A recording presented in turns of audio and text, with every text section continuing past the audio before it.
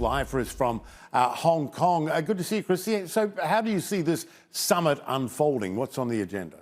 Michael, this will be a very tense meeting amid an already rocky relationship. We're going to see this virtual summit take place later today between the EU and China on the table.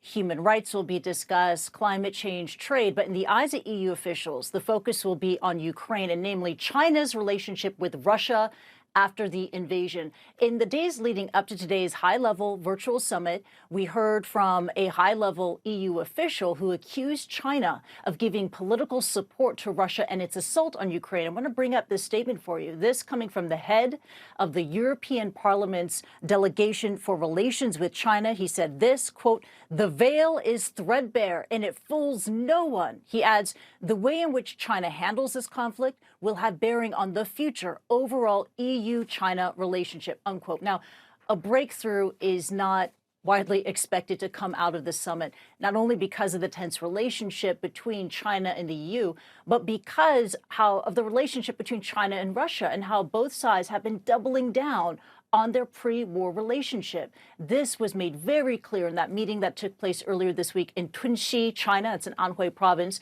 between Sergey Lavrov, Russia's foreign minister, and his Chinese counterpart, Wang Yi. And during those meetings, Wang Yi made no indication that China was going to join any Western condemnation of Russia and its actions in Ukraine. In fact, almost just the opposite. After day one of the Lavrov-Wang Yi meeting, we heard this from China's Ministry of Foreign Affairs. A spokesman, Wang Wenbin, said as follows. He says, quote, "There is no ceiling for China-Russia cooperation, no ceiling for us to strive for peace, no ceiling for us to safeguard security, and no ceiling for us to oppose hegemony," unquote. So, Michael, we have China declaring its relationship with Russia after the invasion as having, quote, "no ceiling." This comes just months after, of course, that summit in Beijing between Vladimir Putin and Xi Jinping, in which it declared that their relationship had no limits before the invasion. Back to you.